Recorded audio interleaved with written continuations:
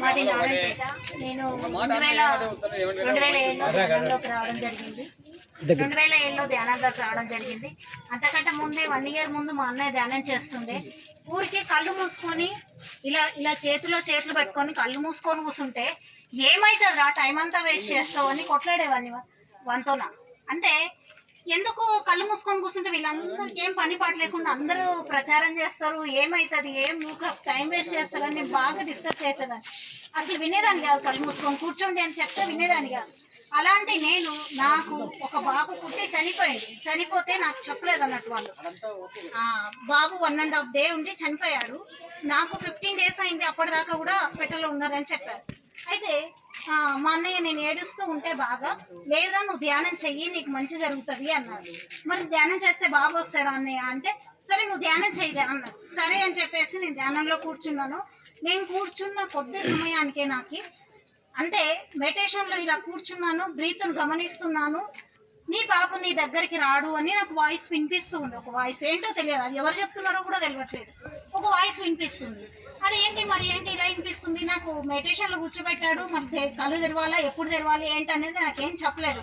సరే అని అలానే కూర్చున్నాను. ఎంత సమయం అంటే అంత సమయం బ్రీత్ను గమనిస్తున్నాను, మళ్ళీ అదే వాయిస్ వినిపిస్తుంది. అట్లా మోర్ టైమ్స్ ఎన్నిసార్లు అలా నా శ్వాసను గమనిస్తున్నాను, నా లోపలికి అలా వెళ్తున్నాను, మళ్ళీ నాకు అదే వాయిస్ వస్తుంది, నీ బాబు నీ దగ్గరికి రాడు.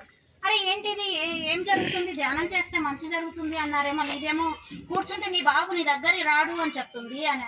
సరే అని మా అన్నయ్య వచ్చినాడు, చెప్పాను నేను. అప్పటికి నాకు 15 days అయింది. 1 monthకు తర్వాత డాక్టర్ నాకు చెప్పమని చెప్పాడు. ఎందుకంటే ఫ్యూచర్స్ పడ్డాయి, ఏడుస్తే అమ్మాయికి ఇబ్బంది అవుతుంది అని చెప్పారని. అయితే సరేరా, నువ్వు ఇప్పుడు మెడిటేషన్లో నీకు రాడు అని చెప్పింది కదా, అది ఓకే, అది విడిచిపెట్టి నువ్వు ఇప్పటి నుంచి రెగ్యులర్గా ధ్యానం చెయ్యి. నీ ఇన్నర్కి నువ్వు, నీ లోపల ఉన్న పరమాత్మ ఏదైతే ఉందో దానికి నువ్వు కనెక్ట్ అయ్యావు, అంటే నీ లోపల ఉన్న పరమాత్మ ఏదైతే ఉందో దాన్ని నువ్వు చూడగలుగుతున్నావు. కాబట్టి నువ్వు ఇప్పటి నుంచి ధ్యానం చెయ్యి, నీకు అంతా మంచిగా జరుగుతుంది అని చెప్పాను. సరే అని చెప్పేసి నాకు 1 month తర్వాత తెలిసింది. సరే నాకు ధ్యానం చేసిన తర్వాత నా బాబు లేడన్న సత్యం అయితే చెప్పింది కదా, సత్యం చెప్పింది. అప్పటి నుంచి నేను ధ్యానం చేస్తూనే ఉన్నాను. ఇప్పటి వరకు కూడా ఎన్నో రోగాలు తగ్గించుకున్నాను. నేను ఒకటే కాదు, నా చుట్టుపక్కల ఉన్న వాళ్ళందరూ కూడా ఇలా ధ్యానం చేయాలి, ధ్యానులుగా మారాలి. మనకుండే రోగాలు, ఇప్పుడు నాది మెడికల్ షాపే ఉంది. ఇప్పుడు ఎంతమందికి కాళ్ళ నొప్పులు, కడుపు నొప్పులు అన్నీ వస్తున్నాయా, రావట్లేదా? నాది మెడికల్ షాపే ఉంది, మందుల అంగడి ఉంది నాది. ఇప్పుడు ఎంతమందికి చిన్న చిన్న పిల్లలకు కంటి వ్యాధులు వస్తున్నాయి. ఎందుకు ఇవన్నీ, ఇన్ని రోగాలు ఎందుకు వస్తున్నాయి మనకి? ఎందుకు అంటే మానసికంగా మనము ప్రతి ఒక్కటి చెడు చూడడం వల్ల, చెడు వినడం వల్ల, చెడు తినడం వల్ల. కాబట్టి మనము ఈ 3ని ఎప్పుడైతే పని చేసుకుంటామో, చెడు వింటూనే ఉంటాము, చెడు మాట్లాడుతూనే ఉంటాము. అరే మన సొంత పిల్లల్ని కూడా మనము అరే అట్లా చేయక పోయి సస్తావురా అని అంటాం, అవునా? అంటామా అనక. కాబట్టి మనము చెడు వినకూడదు, చెడు మాట్లాడకూడదు, చెడు తినకూడదు. ఎందుకు మాంసాహారం తినకూడదు అని చెప్తున్నారు వీళ్ళంతా? మేమందరం కూడా అనుభవించి మాత్రమే చెప్తున్నాం తప్పించి ఎక్కడ ఏమీ లేదు.